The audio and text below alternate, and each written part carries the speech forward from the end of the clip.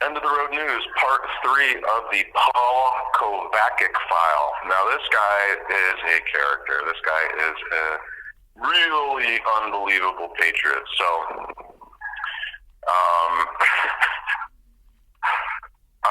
probably the biggest dirtbag loser. And there's a lot of them. A lot of these J6ers are dirtbag losers. You know, a lot of these guys for different reasons, drug addicts, whatever. But there's pedophiles, I guess. You guys can look into this guy. Forgot his name. Something McHugh. He was one of the first J6ers in the J6 pod. When I first showed up, he was the first guy to show up to my door when they closed it behind me and locked me in. Because they were like, these guys want to hurt you. And I was like, why? And it was because they wanted to protect Mickey and her Jennifer Babbitt, the FBI agent, Ashley Babbitt, the public loser #1 in January 6th. She's not a Trump supporter at all. She's just a freaking actress. And they're suing the government, and the entire $30 million lawsuit is a flop. You know, past the statute of limitations. There's all sorts of really bad problems here. But that was why these people were defending. I mean, this whole story seems to the whole January 6th debacle seems to be like falling apart. But the thing is, we have to push this story, this narrative, all the way to the election, which is only about 16 days away. And I've been here for 16 months. So let's get back with this Paul character. I was telling you that he's sticking his dirty hands into the ice. He's trying to. They've caught him many times before sticking his hands in the ice. This dude is filthy. It's dirty. Oh my God. Everything he touches is sticky. It's like Kool-Aid residue on everything he touches. His face is covered. It's stained with Kool-Aid. It's like stupid. Oh my God. Could they pick any more freaking losers to do this stuff? So if you look at a lot of these J6ers, they're losers and all sorts of something wrong with them. And there's nothing wrong with making fun of January 6ers. However, there's something wrong with people that want the government to do cover-ups about serious crimes and then frame innocent Americans for political reasons. This is really sad, and the media is complicit in this stuff, and we really have to point the finger at somebody. But why is all the fingers pointing at Trump? Why are these January 6ers not real Trump supporters? What are they doing? They're picking on these people who are intellectually disabled, and this guy's elderly. He's 56 years old. I mean, anyways, he's a very vindictive person. So he pushes buttons enough, and he's going to pop, which he certainly did today. He escaped twice. I don't know if you can call it that. I didn't make it very far, but that's the kind of sneakiness that's going on with these J6er types. And he makes his way out, but before that, he wanted to get even with everybody, and he starts digging his hands into the ice. They had to stop him over and over and over. I can't help this guy. I can't help him in any way, shape, or form. And so I just stopped. Every time he did something, I was like, dude, he's doing it again. He's going over there. They're throwing stuff at him. These are occurrences of assault with the police and the guards. They don't have enough resources to deal with every single little petty shit crime. And so this guy wants them to do something. I'm like, yeah, but he's also in a way egging them on by approaching them and hanging around these guys and trying to sneak out. And he did. He made his way out. He made a sneaky way out. So let's get back to the interview, because I think we got the idea of like what kind of creepy, deranged weirdo. He's intellectually disabled to some extent or degree. But I don't know, these guys, they really need to pick better criminals. I don't know, or this is the government. They need to pick better something. Patsies, I don't know. These are not perfect patsies. All it takes is a little bit of light shining on some of these fellas, and you can see that there's something not right here. All anyone had to do was just ask this guy one simple question: are you a Trump supporter? No. They're doing this all over the place. Let's take a look at the media real fast, one more time, at like some of the instances. This Dr. Kaufman in the civil suit for the officer, Jeffrey Smith.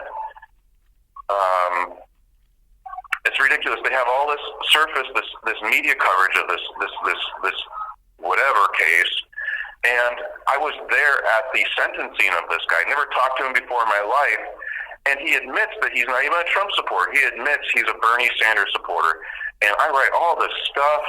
I'm doing all these reports about it, and when I went up to the press who was in the courtroom that day, tattled on me, lied essentially, said I was recording the courtroom, the hearing, and then had tried to get me removed by the marshals, and they just asked me to step out for a minute and confirm that I'm not recording. I confirmed to show my cell phone. And they said, okay, well, just turn off your cell phone. So I went back in, and the press are labeled. They said I got removed from the courtroom. I never got removed. I voluntarily went out to see what they were so excited about. There's nothing. It was big nothing burger. They lie about this stuff. And I went back in and I kept writing. I started writing with a pen and paper. You can see this stuff. I mean, this goes way back, videos and stuff. So you can see this stuff. I can confirm all this stuff. But they went to the FBI. These are the same press people. They went to the FBI and said I was removed and I was illegally in there, all sorts of nonsense, which was easily debunked. And I sat right back down next to them, so they know they're fucking lying. So, that's ridiculous all in all. But that's the sliminess that's going on here. The next day I go and check what the hell made it on the news. They have a one-paragraph report. One paragraph out of all this stuff. This guy, this not Trump supporter, and it just says he was sentenced to 2 months. He pled guilty to 4 misdemeanors, even though he's inside the Capitol, harassing people, attacking cops. He's assaulting police officers, none of which are Jeffrey Smith. You can see that on video. This is all confirmable by video, and the mainstream media is dropping the ball just so they can paint this picture that doesn't even exist. This is sad. So, all this is sad. And I'm in here because I covered all this stuff, and we have an arrest by the FBI. Wow, you guys are so heroes. Such heroes. So heroic. And the press is taking it, saying, "Oh, he was trying to break into Obama's house." This is so stupid. This is the dumbest shit I've ever seen, and that's stupider than this shit that I'm going through right now. So, anyways, let's go back to an interview. Let's do some real reporting since we have a little bit of time left, because there's really nothing here. The guy said he was the first question. So you're January 6er. Are you a Trump supporter? No, I'm not a Trump supporter. Did you go to his rally, his speech? No, I wasn't there. I went straight to the Capitol.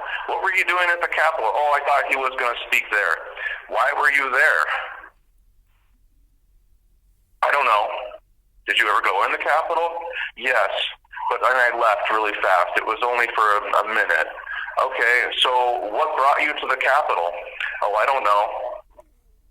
Okay, Trump wasn't there, right? I didn't know that. Okay, so why did you come to D.C.?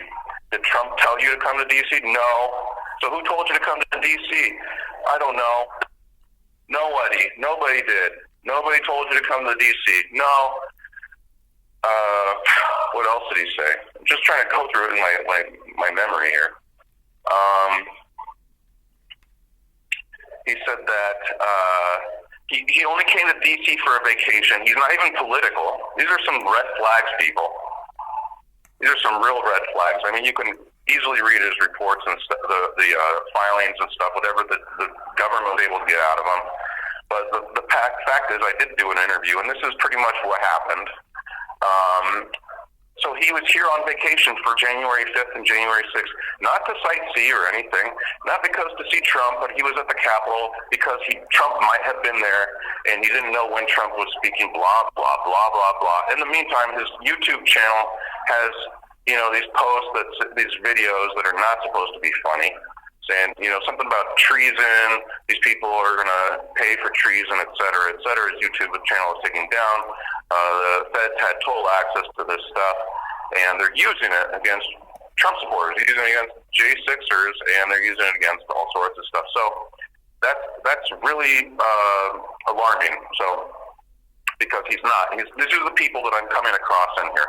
You can go through my files here and and see for yourself or listen for yourself, since I can't really get anything out other than these audio files. So you can hear a majority of these cases, and by this time you should have figured something out, that there's something not right about any of these January 6ers. Even the ones that claim that they are Trump supporters, there is something seriously wrong with these people by saying, well, I went back to my hotel room. This is, we'll call him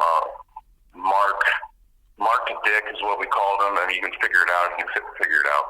But pled guilty, got to have faith. Even though I pled guilty because Trump might not win. So I'm a Trump supporter. Oh, yeah, I went to my hotel room, then I came back, or I wanted to come back, but I started dressing up as an Antifa guy. What are you talking about? Because I wanted to blend in with them. The Antifa guys were dressed as Trump supporters. So, I mean, there's something wrong here with all this stuff. And, we can't prove it. There's no proof. The media hear no evil, see no evil, speak no evil. It's absolutely complicit in these lies. There's no reason. Any person with a working brain cell can figure this out. And they're just saying, well, for political reasons, we have to go after Trump. Oh, these cases, these criminal cases against Trump, we have to drag those out to the freaking finish line. It's so bad. This is criminally wrong. Everything that you see is going on. It's so bad. But some of these J6ers are even worse. They're just so bad. So we should really check into this stuff. I think I'm doing a good job. I don't know. Pat myself on the back here. I'm trying to get to the bottom of it. I'm not just trying to push my own narrative without facts. I've been here in D.C. for 16, 17, 18 months almost. And I've seen some shit. I've seen the swamp in action, and I've seen these punks, these wimps in the mainstream media just pushing these boundaries. These boundaries. This is sick. They're literally, some of these scrubs are making money off January 6ers while writing these emotional sob stories. You know, this is propaganda on both sides, controlled opposition, etc. And it's just, what is it? This is sick. This is sick. These people, there's something wrong. There's something seriously wrong about all of it. So dig in, keep going, guys. You guys were almost there to the finish line. Trump's winning. Trump's still going to win. They have to cheat a lot. And it's so obvious. If it's anywhere near what they did last time, it's going to be so obvious this time. You have 1 minute remaining. 81 million votes, the most a presidential candidate has ever seen for a guy that can't even carry himself, doesn't know where he is, etc. It's mentally incompetent. No one wants to push the 25th Amendment, but they're pushing the 25th Amendment against Trump while he was in office, and did a bang-up job. So, anyways, keep pushing it, guys. Keep figuring it out. It's so obvious. It's so obvious that they can't even lie that well anymore. No one's getting away with anything. I want to thank everyone who's doing the right job, the good fight, fighting the good fight, and keep it up. Again, this is On the Road News. Stay with it. We're almost there. 16, 15, 17 days left, however you want to count it. Trump's going to be in. That's it. It's that simple. So have a nice life, some of you, because... Thank you for using Global Tel Link.